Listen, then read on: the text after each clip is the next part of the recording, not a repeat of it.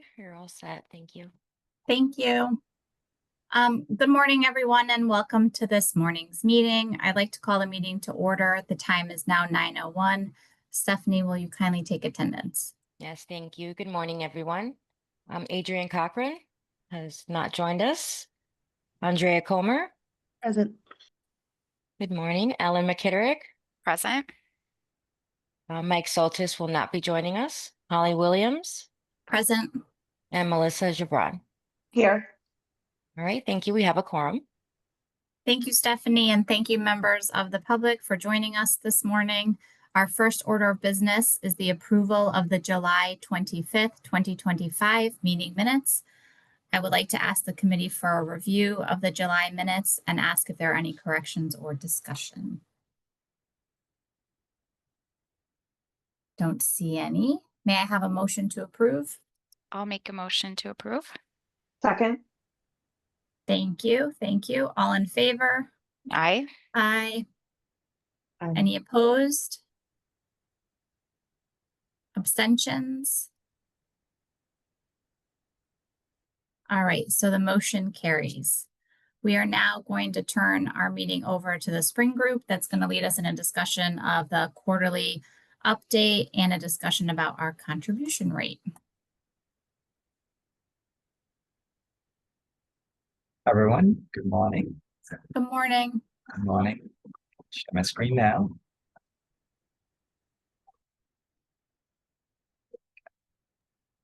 You confirm that you can see it. You can see Great. your screen. Yes. Thank you very much.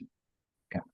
So the purpose of my part of the meeting today is to firstly lay out the updated quarterly results and then also talk about rate review as mentioned.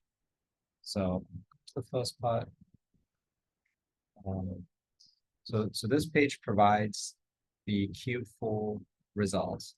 These numbers are same as what I just presented in the last Finance and Audit Committee meeting in conjunction with the annual results. Just at a very high level, the fund balance at the end of the net fund balance at the end of the year was estimated to be 641 million. The starting fund balance at the beginning of the fiscal year, so this is July 1st, 2024, was 628.7 million, and the net activity was 12.3 million. This represented a slight decrease compared to the prior projection that was presented back in June. Overall, the contributions earned 482.4 million, slightly higher than what we had previously projected. Investment income was 27.6 million. Incurred claims were 457.5 million, and other expenses were 40.2 million. So that makes up our total net activity of 12.3 million and ending fund balance of 641 million. Overall, all of the metrics that we're tracking, funding metrics, were below the target. In other words, they met the target. So comment here from this perspective is that the fund remains strong and based on the funding metrics meeting the targets.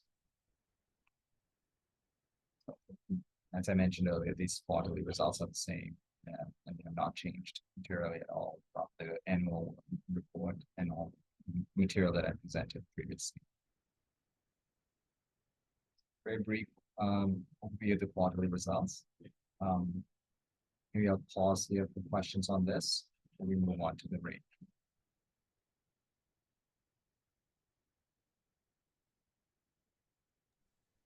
I don't see any questions. I'll move on to the next section then, and please, again, I'll have more time for questions as well, so please feel free to ask questions on this other part as well. Okay, so as it relates to rate review, we have a few items within this section that we'll cover off. Firstly, we'll talk a bit about the fund balance and 10-year projection, and then also we call actual rate review as estimate or calculation based on the policies that were established last year. And then secondly, we'll also look at some sensitivity analysis on the 10-year projection as well. I'm just going to jump in just as a quick reminder of this slide should be familiar to those of you who've been on the board. Just a reminder of our statutory responsibilities for board members. It's first, foremost to provide the income replacement benefits. Second, to collect contributions, and the statute specifies that the fund balance must be sufficient to ensure the ongoing ability to pay those benefits. And we're supposed to limit the need for contribution rate increases or benefit reductions due to changing economic conditions. So there is a statutory mandate to try to limit as much as possible variability. And then finally, we are required by law to engage in the education and outreach. Yeah. Erin, did you want to cover this, or did you want? Sure. So last year at this time, the board adopted, after several months of discussion as well as public comment, a policy that relates to the annual review of the contribution rate. So the statutory obligation is to review the contribution rate and announce the rate no later than November 1st. But the policy really focuses on the factors that should be considered when adopting the contribution rate, which includes the matters bulleted, the ability to provide the benefits in both the short term and long term, to ensure that the fund balance is sufficient to make sure we can still provide benefits across a variety of economic conditions. Again, a reminder about the obligation to limit increases to the contribution rate and reductions to the benefits. We want to make sure that we evaluate the trends relating to contributions over the course of the year, as well as any other factors that the authority determines relevant to the solvency of the fund and the ongoing operation. So this is the policy that we adopted last year. This is what we applied when we set the rate last year, and we'll do that again this year. Thank you. With that, we'll jump into some numbers. This exhibit just provides the average weekly benefit rate that was paid over the last several months. And overall, the key message here is that there is an upward trajectory in the overall average weekly benefit that was paid. You'll see this small dip in the beginning of the year, which we've seen a little bit in the past as well. But in general, if you look at this kind of trend line that's been drawn through it, there is an upward trajectory. And if you go back to July of last year, the amount was about 8 million, or 8.1 million, 8.2 million. We're now approaching high 9 million levels. So just wanted to point that out as we think about the next items that I'll go through. Okay. So I'm sorry, we do have a question about that last slide, Melissa. Yes, great. Thanks, Erin. So I just wanted to make sure I understand. So looking at the metrics, this is a weekly benefit rate from July of 2024 to today. Is that correct? Yes. And so do we have a similar slide to show the inception of the program to today? I'd like to see, because when I look at this graph, based on what you're saying, it's true, but the real jump has only been since May of this year. When you look at the real jump in going above your line that starts from July of 2024. So that's why I'm interested in seeing it from the inception if we have that data. We certainly have the data.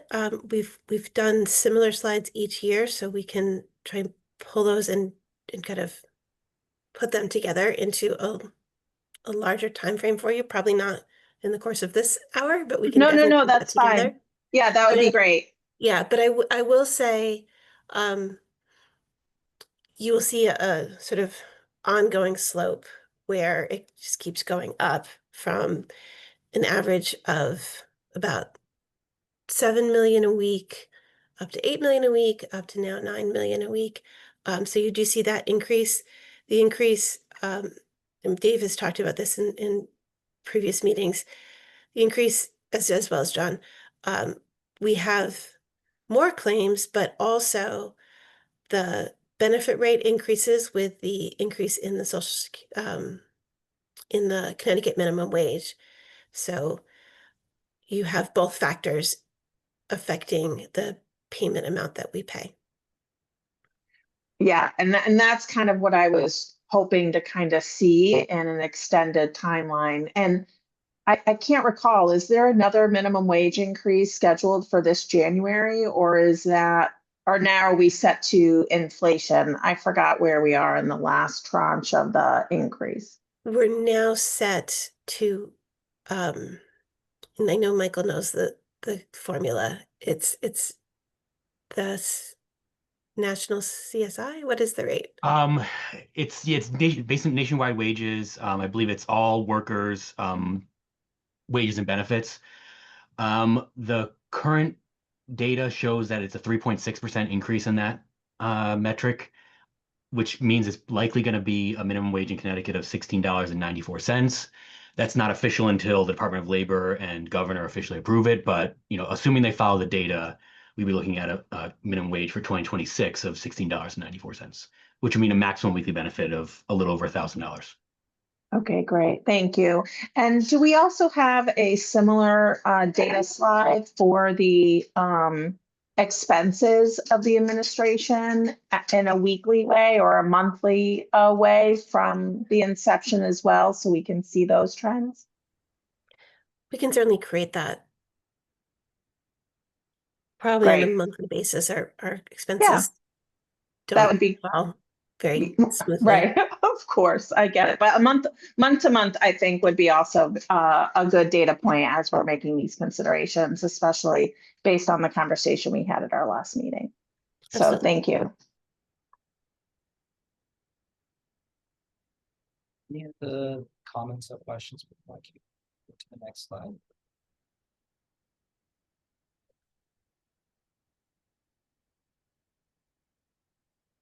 So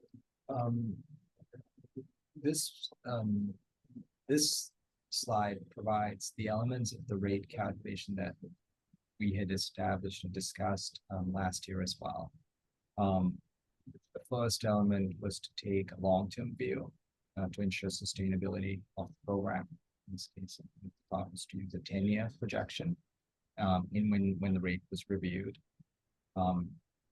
The next element was to think about what the fund balance is. Look at the level of the fund balance in conjunction with the rate review. So again, looking at the fund balance net of reserves at the end of 10 years was discussed. Plus any projected activity, looking at the projected activity over the next 10 years as well. And then to set a minimum fund balance based on, at the time we looked at a bunch of sensitivities and so on, and what was established was to say, okay, at the end of 10 years, we effectively want to have a contingency reserve that covers 10% reduction in contributions over 3 years, and also covers 25% increase in claims expenses over 3 years. So that was sort of established in last year as part of the calculation, and I'll show you that in the next slide. And then based on all of that information, the next element talks about determining the minimum contribution level that's needed over that 10-year period. So in other words, determine the total contribution to cover the program costs and maintain the sufficient fund balance that was talked about in the prior item at the end of 10 years. So we need to collect enough contributions to pay to meet all the expense program cost needs, as well as maintain that fund balance. Based on that, develop the contribution. So that's kind of the elements of the calculation. I'll show you the calculation in the next page. I just wanted to kind of lay this out as we had in the past. So what this page provides is the detail behind the elements that were reviewed in the prior page. So as mentioned before, I'll walk through this step by step. As mentioned before, the fund balance at the end of fiscal year 2025 was 641 million. Based on our current assumptions and the current rate, 0.5%, total incurred contributions estimated to be a little under 6 billion to 5.9 billion. Investment income would be estimated to be about 145.6 million, and this again over 10-year period. Incurred claims, a little bit just under 6 billion to 5.8 billion over 10 years. Total expenses about 500 million. And then we had that one-time transfer as of July 1st from the operating reserve. That's just an additional item here of 14.2 million. So this was just the one-time transfer that happened as of July 1st, 2025. So the overall net activity, when you add all that up, would work out to be small, well, not necessarily small, but relatively small negative number of 258.6 million based on this one projection based on our current set of assumptions. Again, like I mentioned, I will be talking about sensitivity to some of the changes in assumptions in a couple of slides coming up.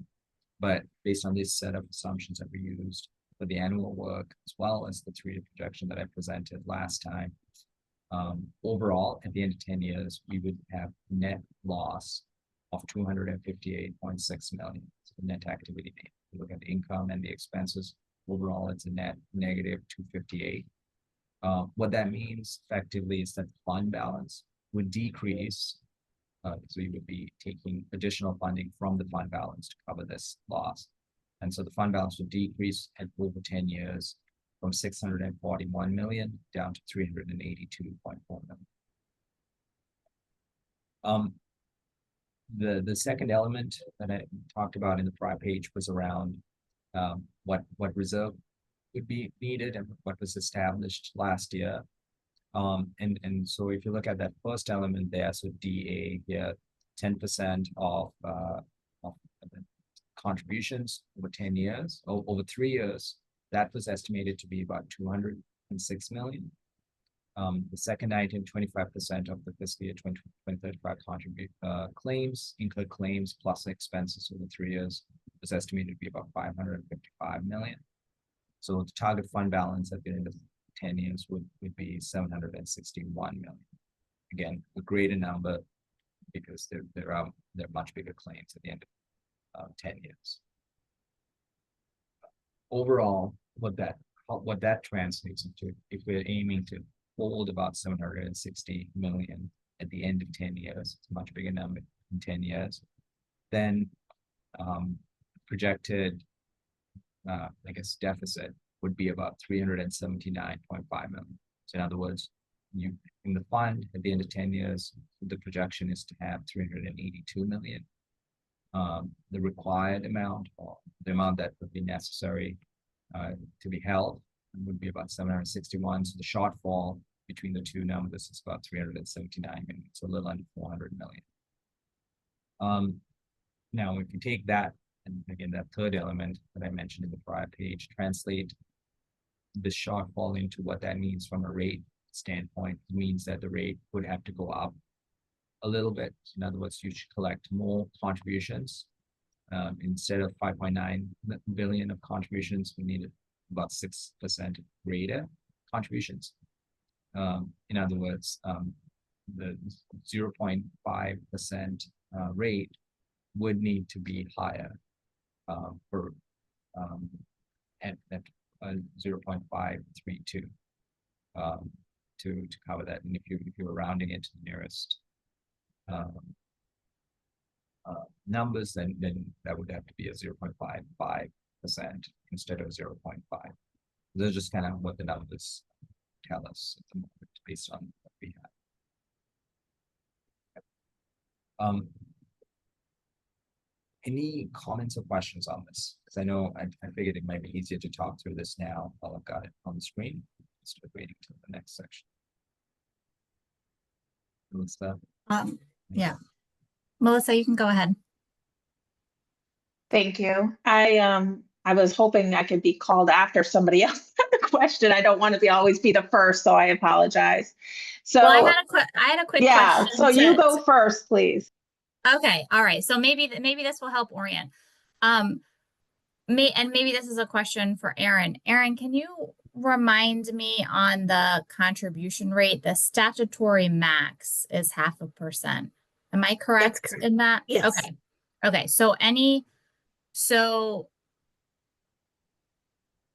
I know we're not voting on a change to the contribution rate today, but if the authority through its board action did want to pursue a rate change, then that would require a legislative action. In the absence of that, we would modify benefits. Well, you've got two options.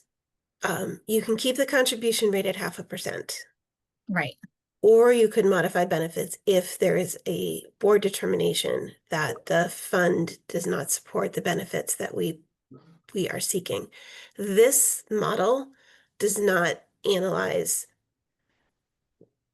sort of whether we can support the benefits as they stand right now, and does not, like, we have not developed a model for what benefits should be changed to. This model was created last year to discuss, really, do we reduce the contribution rate, or would we ever seek to increase the benefits? So the idea of reducing benefits is really not on the table because we haven't done any modeling around that.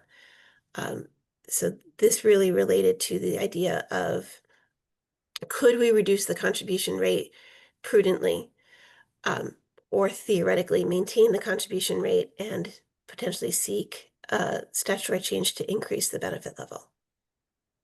Can I restate what you just said a little bit differently, and then you make sure that I walked away with the correct Sure. understanding? So this model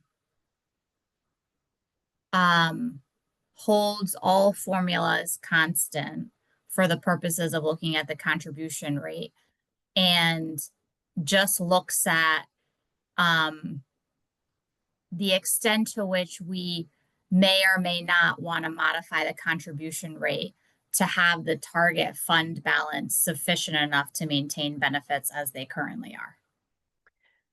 Correct. Okay. All right. That's what I thought. Okay. Yep. So you answered my question, which was initially that the contribution rate, we're at the maximum contribution rate and it's a statutory cap. And what your model is showing, Harindra, is that all else being equal, given the current trajectory of our incurred claims, fund solvency will start to dampen somewhere through this 10-year period because it's outpacing the contributions and all other income that's going in if we didn't change the rate. Yes. Can I jump in there? Okay. Because that's not what this shows. So really it's that section D is the mathematical translation of the discussions we had for really the last 2 years around what would be the amount we feel is necessary to have in the reserve for it to be prudent to reduce the contribution rate. So there's some solvency stuff that you can discern from this, but that's not what this is about. This was really about, what is the reserve that we want to have at the end of 10 years to feel that it would be prudent to reduce the contribution rate now and, withstand winds of change and things like that.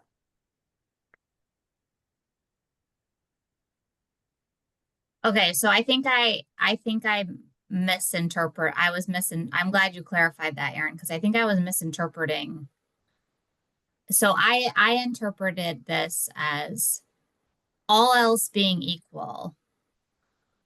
our fund balance at the end of 10 years is going to be 382 million, Yes, that is correct. right?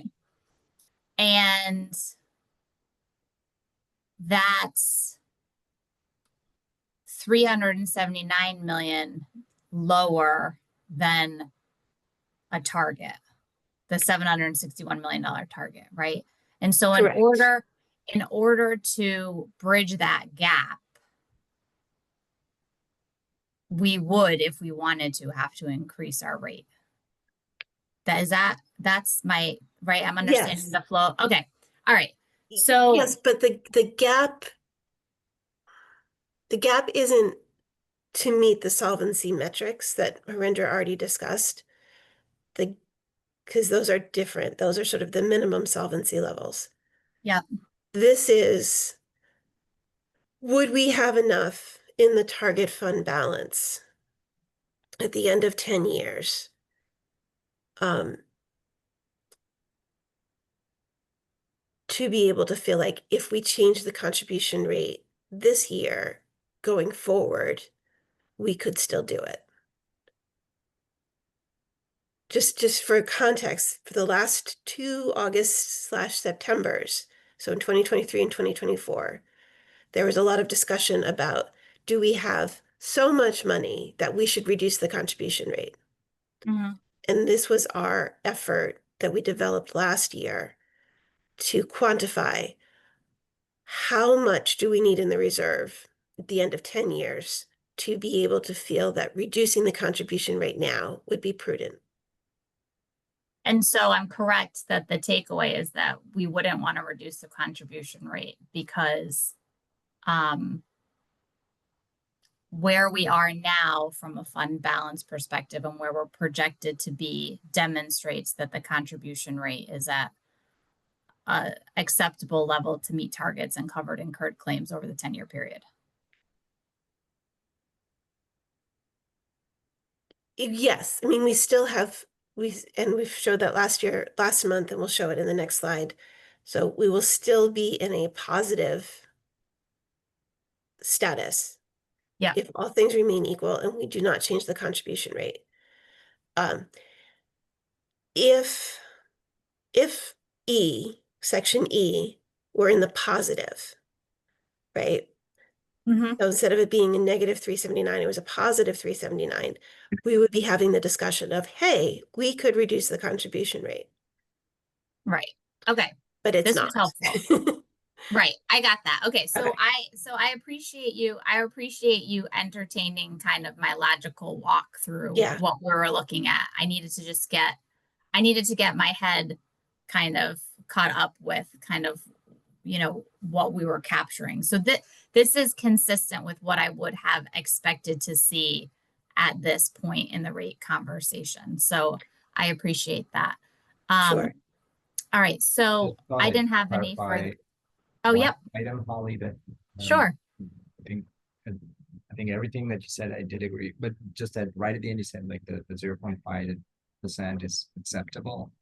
The only caveat to that is, you can see where the fund balance would be if everything played out the way we've modeled it out, so on, based on our assumptions. And potentially, some could argue that that might be not enough money at the end of 10 years.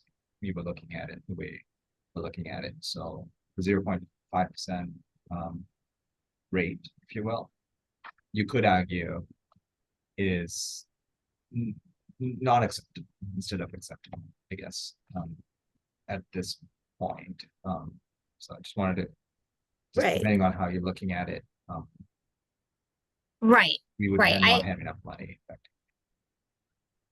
Right. So like I understood that to be true. Which is sort of like the opposite kind of conversation, which is like, should we decrease it? No, but then we are not going down that road of increasing it. So I understood that to be true. So, and I just wanted to ask, I'm sorry, now this just made me think of one other question. The assumptions in the investment income line BB, those are the same as the actuarial assumption. So there's some dampening in those, modest dampening in those investment assumptions in the out years. Okay. All right. That's what I had assumed. I appreciate that. All right. Thank you. I apologize. I just needed to kind of walk through what our conclusion was from this slide, so we weren't misunderstanding. No, Okay. thank you very much, because this is complicated math, and it's related but slightly different than the solvency discussion. So it's really important that we're very clear about what this is. So thank you for that clarification. All right. So I'm all set. So Melissa, if you have some questions. Yeah, thank you. And that conversation was certainly helpful. I'd like to kind of, I guess, following up on the request I made a little bit earlier regarding the 10-year average of expenses. I'm really zoning in on a couple specific lines. So the first is on B subsection D, OE of 511 million. Do we have a breakout of the components of what that OE is? We do, and we can share it. I will say that it's OE is not what you think of when you think of state budget OE. No, I Okay. understand. That's why I even with the state budget, as you know, Erin, that line item is a bucket of stuff. Holly knows I have other words I could use, but I'll just say stuff. And so the next questions I have are in item D subsection A and B. So, I think one of the things that I'm curious about is the FY 2035 contribution, the FY 2035 incurred claims. So what are the assumptions of the swing from 2025 to 2035? So in other words, I asked earlier about our expense trends. So are you putting in a increase every year of expenditures from 2025 to 2035 so that we can see what that trajectory is? Because as another board member mentioned in the last meeting, it's not just the lever of increasing a payroll tax that we should be talking about. I think we should be talking about the lever of controlling our expenses, because that certainly adds to the fund balance, whether it's a modeling projection or the actual fund balance. So what are the components and the assumptions of D, A, and B?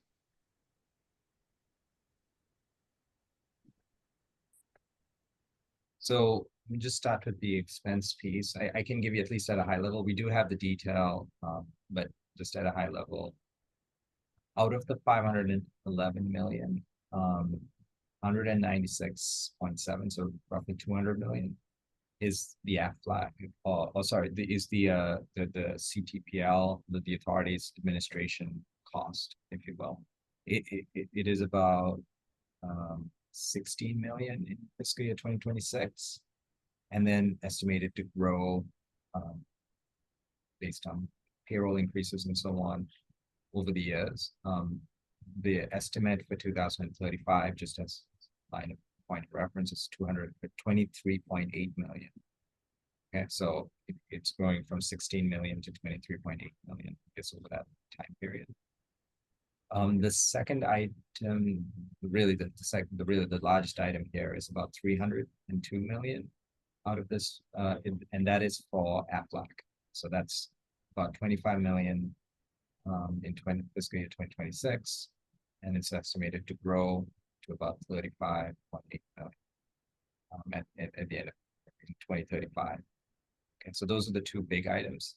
The third item is just bond repayments, and that's about 12.8. So that's relatively small. So just to give you a sense of how things are changing and also what that amount is. Melissa, you'd asked, there was a second part to that. Just want to make sure if you could just tell me exactly. Sorry. No, that's okay. That was very helpful. So what you're saying, and what is the percentage increase every year in the admin costs going from 16 million to 23.8 million? So are you using a percentage for every year to make it like the same increase every year? Or do you have more detail that you're using that is more specific?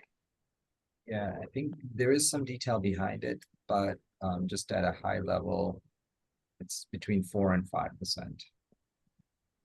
Okay. And then I guess my next question is, when you look at the contribution rate, again, going from 2025 to 2035, are we also tracking the number of Connecticut residents that will be able to avail themselves to the program? As I've mentioned before, there's a large segment of our working population that currently don't participate in this program. So I'm just curious, when you look at the contributions, is it only looking at the wage increase, or are we also looking at the number of people that will be increasing on the actual program as contributors to the payroll tax? So it assumes that the current population, the current eligible population will be consistent. The potential unemployment changes, I think in the prior thing, I had shown some assumptions around unemployment changes. That's factored in to it. But it is not necessarily assuming that possibly new people might become eligible, like because of some new changes in the law or whatever. Like that's not assumed in this contribution protection or the Okay. claims protection. So it's assuming kind of status quo. Status quo. Current rules. Got it. And then I guess my last question is, and maybe I should go back and read the minutes of the conversation of how this policy was adopted by the board. But is there any significance to why 10% of the contributions versus 5% of the contributions? Or for instance, why we are saying we need 25% of incurred claims plus our expenses versus saying, hey, we need 10% of incurred claims and expenses? Was there some conversation? Obviously, I'm not aware of it. I'm just curious on why those were the kind of starting point. I'll add some color and then or Erin, if you want to start, I'm happy to. So, I mean, I'll start and then I'll give it to Harindra for detail, but there was a lot of discussion around what it would look like sort of to have, let me start this way. So our solvency metrics, which is what we've been using for the last 5 years, right? Sort of what is sort of enough in order for us to feel confident that we have enough to pay our bills going forward in the future, right? To pay the benefits and to make sure that we maintain our promises. So those were sort of the floor. When we started having discussions about whether and when it would be possible to reduce the contribution rate, we said the solvency metrics are really not sufficient because that just tells us if we have enough. It doesn't to pay our bills. It doesn't tell us, do we have sort of a sufficient cushion that we would feel justified in reducing the contribution rate, particularly given that our cap is so low compared to everybody else, every other program, and we never have the ability to recover if we guessed wrong and we reduced the rate and we couldn't go above 5% in the future. So that led to this sort of several month-long discussion about what would be enough. And so Spring ran a lot of different models looking back at history in terms of historic unemployment rates, historic recessions, and sort of ran a number of different models. And so the 10% and the 25%, sort of the amalgamation of those different models and things that could happen. We can't say that they're unanticipated or they're not expected economic changes, but they're not unanticipated economic changes because they've happened before, and therefore if it happened once, it could happen again. So you could anticipate some of these economic changes. And so that's kind of the secret sauce that they put in to turn those models into 10 and 25%. Is that a fair summary, Harindra? Yeah, yeah, and just to add more color to it, like we over so one of the perspectives we take, like that I mentioned earlier, is that we're taking this long-term view, um, which is good because we want to make sure the program is sustainable. That's kind of number one. If everything goes as it like if everything looks like it is today, and we have this kind of baseline projection, if you will, we will erode the fund balance, but you won't be at zero. If everything goes according to this, you'd still have 382. That's kind of, but the idea of pre-funding when the program first started, they were collecting contributions, and also perspective around sustainability is around over 10 years, and certainly over the long term, whatever that time horizon looks like. The economy, the world, there will be some ups and downs, if you will. And when those, let's say, negative scenarios or adverse scenarios happen, like the pandemic, like the 2008-09 recession, that puts additional pressure on the program. And that's kind of those are the kinds of things we looked at when we were doing the various modeling back when we did that. So, for example, okay, unemployment goes up. So in other words, less people are employed, right? So we looked at some of those, what actually happened historically. And when there are less people working, obviously your contributions would be lower. But at the same time, right, when that happens, there tends to be some anti-selection. You tend to have more people opting to make claims. And certainly in a pandemic type scenario, I mean, that's probably more recent, so easier to kind of think about. You have more people sick, more people who have family members who are sick, needing to take time away from work, and that could be the accumulation of additional claims. So we looked at some of that as well, just to kind of add some color to it.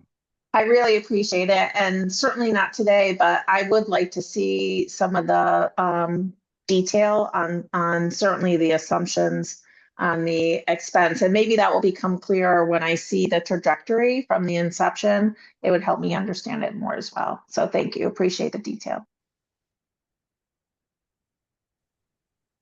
Do any other members of the committee have any questions or comments related to this slide or anything that we've discussed so far? I don't see any. All right, thank you. Harinda, I wasn't sure. Oh, I'll turn the floor back over to you. Okay, I guess as I continue on, I wasn't sure timing wise how much more time I can take up off the meeting, but we do have more prepared material around sensitivity analysis. If I can go through that. Yes, please. Okay. So I'll start by saying we do have a graph. So, but let me just talk through these sensitivity scenarios again. And when it comes to sensitive scenarios, you can look at a whole range of scenarios. So we picked some to show you, but if you'd like to look at other ones, we can easily model those out. So stop there. We looked at 7 alternate scenarios. The first one at the top is the baseline, and then we looked at 7 additional ones. One of the scenarios, and I'll just walk through each one just to explain what it is first. The first one we looked at was around increased incidence levels. So if claims go up, whether it is incidence itself, duration, or the average weekly benefit amount, if that is 5% higher, what would that do to the numbers overall? And really, what would that do to the fund balance? It's kind of how we've quantified it as we have in the past. And if the claims were higher by 5%, effectively, you can see the fund balance starts off again at the end of fiscal year 2025 at 641 million. But we would erode the fund balance quite a bit. It would end up more like 50 million at the end of 10 years. And you can see that. I'll show you the graph in a second. In a minute. The second scenario was, okay, if claims go up by 10% just for 1 year, what would that do to the numbers? And so overall, you can, again, I'll show you what that does to the numbers, but starting at 641 million, at the end of 10 years, that would mean that the fund balance would be 319.2 million. So this is again just for 1 year. The scenario 1 was 5% across all of the years. Scenario 3 was a combination, so you could argue a bit more similar to maybe more like a scenario where you have some sort of a health issue, a pandemic type scenario, maybe not as extreme, but this is where claims are up by 10% in fiscal year 2026, but employment decreases. So in other words, unemployment increases, but the amount of people who are working decreased by 5%. So that's the way we wrote it, just to be specific, careful in the language we use. But if employment decreases by 5% for 3 years, so fiscal year 2026, 27, and 28, and that impacts the contributions only. So in other words, no additional impact claims outside of the 10% increase in fiscal year 2026. So we tried to show you what that would look like in terms of modeling out the graphic. And at the end of 2035, the expectation is that it will be worse than scenario 2, as you might imagine, at about 219 million at the end of 10 years, the fund balance. Scenario 4 was similar to scenario 2, where we have an increase in claims, but instead of just an increase for 1 year, it's an increase for 2 years. So increase in claims by 10% for fiscal year 2026 and 2027. So, and compared to scenario 2, that's a worse scenario. So the fund balance at the end of 10 years is lower at around 254 million. Okay. Scenario 5 is sort of a combination of scenario 4 and scenario 3 and 4 in a way. But basically, it's if claims increase by 10% for 2 years, but employment decreases by 5% for 3 years. Okay. And that scenario specifically results in worse overall number compared to scenarios 2, 3, and 4. Scenarios 6 and 7 are a little bit of a different flavor, if you will. That shows what would happen if we reduce the contribution rate down to 0.475% and in scenario 6, and then in scenario 7, we reduce the contribution rate down to 0.45%. Overall, scenario 6 shows that the fund balance would decrease down to about 42 million. That's very similar to scenario 1, actually. So it's a 5% reduction in the contribution rate. As you know, the contribution rate is very similar to the claims level. The contributions are similar to the claims level. So a 5% reduction in the contribution rate translates into a similar kind of graph. And you'll see when I show the graphs, those two graphs are pretty much on top of each other, compared similar to scenario 1, effectively, where overall the fund balance decreases, and it's certainly less than our baseline projection. So our baseline projection has it ending out at about 382 million. In these two scenarios, we're close to 40 to 50 million. And then scenario 7 is a much more adverse scenario. If the contribution rate was lower, the projection shows, assuming claims and everything else stays the same, the projection shows that we would be in a negative 300 million spot at the end of 2035, and really we cross over to below zero around 2033. So quite a number of scenarios to digest, and I understand that. Let me just push it to the next page. It might be just a different flavor. I'm trying to kind of find the best way to graphically illustrate this, also make it easy to see. I know the colors are sometimes hard to follow, but I'll just try to at least point these out really quickly. Scenario 1 and scenario 6 are the one that ends at, basically, if you can see my mouse, basically the ones that end around 40 million. So those two, as I mentioned, are fairly close to each other. So scenario 7 is the one that is the worst one of the lot, if you will. And that's the one that goes down into the negative territory. guess that's where the rate is 0.45. All of the other scenarios, maybe I'll zoom in a little bit. This makes it easier to read. Scenario 2 is the second. So the baseline is this first graph, the first line. The second orange one is scenario 2, where the claims increased by 10% in 1 year, but then returns. So you see the curve follows the first curve, but it just there's a bit of a decrease in that first year. So it's a one-time hit. And the same thing with scenario 4, where it decreases. It's this third line here, where the fund balance decreases for 2 years, similar to scenario 2, but it's just 1 year in scenario 2, and then the curve kind of follows the baseline curve, which just ends up at a lower point. Scenario 3 is the purple line, so it's this one right here, so a little bit lower than scenario 4, and then scenario 5 is this light blue line, which is worse than scenario 4 or 3 and 4. Ends up over here.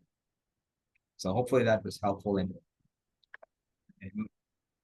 might need a minute to kind of look at it, but I just wanted to kind of point out what those scenarios do to the numbers and what that means for the fund balance. I'll pause there for questions. I can kind of talk to you. This is very helpful. I always like seeing this graph. Actually, it helps to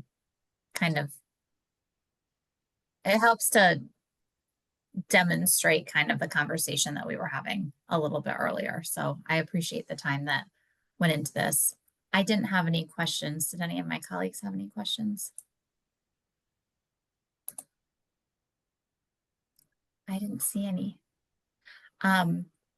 Thank you.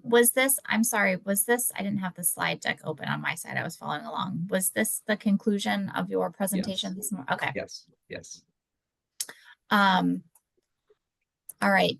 If no one has any further questions, then thank you for your presentation this morning. Oh, Melissa, did you have a question? The only question I have is, can we get a copy of the slide deck? I didn't see Yes. it in my packet this morning. Great, Yes, we'll thanks. send that Absolutely. along.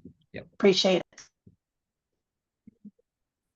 All right. Well, thank you this morning for your presentation, Harindra. And in Dave's absence this morning, Lack is going to bring us through our budget review of spending to date. So I will turn it over to you, Lack. Thank you, Holly. Good morning, everybody. Before I do that, I took the time real quick to gather Melissa's request for the inception to date expenses out of the weekly benefit. So that way, sorry, Harindra, we might have to call you back in. We're going to continue that conversation for just a little bit. Let me see if I can pull it up.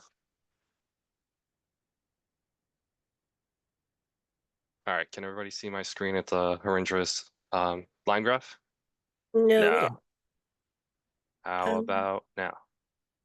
Yes. Excellent. Okay, so this is nice and pretty. Mine won't be. This is just the 1 year, fiscal year 25. And this is what we gathered inception to date. So what you'll see here, again, apologize for how ugly it is, but I inserted fiscal year line markers so you can kind of see the trend year over year. The beginning starts off with when we first ramped up, we started low. And it begins to take off 6 months in, and you get to see the same seasonality trend year after year where we dip around the holidays and come back up. So in the first complete fiscal year, it went from 5.5 up to low 6, like slightly over 1 million. And then last year it went up over closer to 2 million. And then the slide that Harindra presented, we see it going from low 8s, and now we're approaching the 10 mark. So just to show consistency of the trend line of it since inception, slowly going up or rapidly going up. Thank you so much. This is so super helpful. Thank you. No problem. And we'll share this along with the other slides too when this gets sent out. But if no questions, I'll go ahead and jump into the financials. All right. Let's see. All right, we'll start with the operating account. This is July's financials for the operating. First, I wanted to point out that there's a new section at the bottom. You saw a preview of this when we did when we first adopted the budget. This represents a redesignation transfer, moving unused operating funds back into the contribution fund where it could earn interest in our STIF account and pay out benefits. By the time we did our transfer, it ended up being 14.1 million, which is very close to what we had budgeted and estimated early in the year. For July activity, we see a 300,000 positive variance with the same big ticket items being the payroll, contact center, and outreach engagement. At the top, you'll see the 4 million quarterly transfer in. That happens quarterly. Previously, we had budgeted 5 million, did that quarter after quarter, and at times found ourselves where we didn't need the money and would pass on that quarterly transfer. So this year we budgeted 4 million quarterly, and we're starting off with 4 million transferred in. I'll jump to this bond schedule, our bond statement. This is a restatement. We ended up revising June's bond statement. What we recognized was we need to do a reclass entry, moving May and June expenses. Before they were in fund recovery, and while the projects were very similar with the ultimate goal of enhancing people's experience with our system and getting funds in through the door, we drew a line where the other one was fund recovery, and what we saw in May and June is amended returns and enhancements to allow partial refunds. So we consider that website redesign and replatform. So what you see is the June statement with the reclass entry ending with the same totals. All to carry over to July, where we continue to see website redesign expenses in total of $55,000 for July. I'll jump to the inception to date bond schedule. With those expenses, we have a remaining total balance of just under 1.4 million. And over to contribution account, kind of restating some of the trends Harinder went over earlier. We had 118 million for this month in contribution revenue. Benefits continue to average over 9 million per week, which ended up being over what we had estimated back when we created the budget.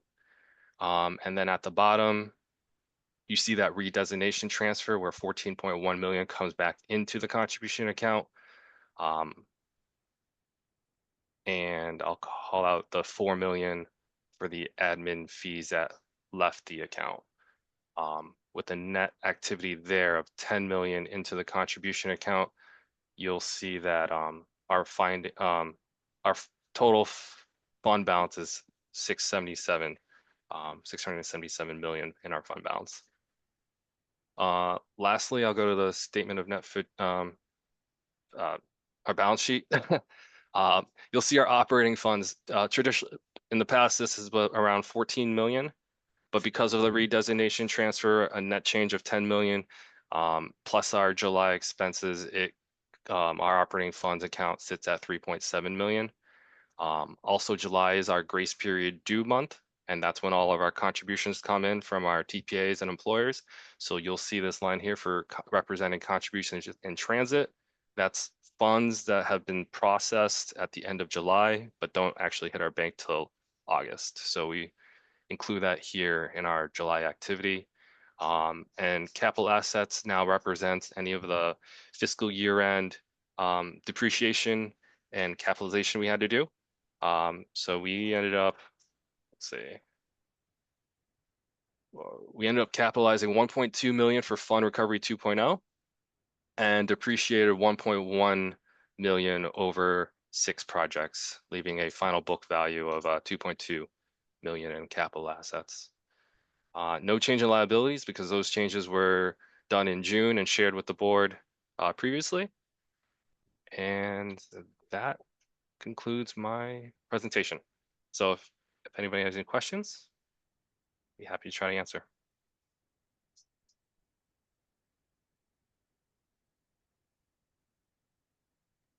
I don't see any questions. I didn't have any questions this morning. I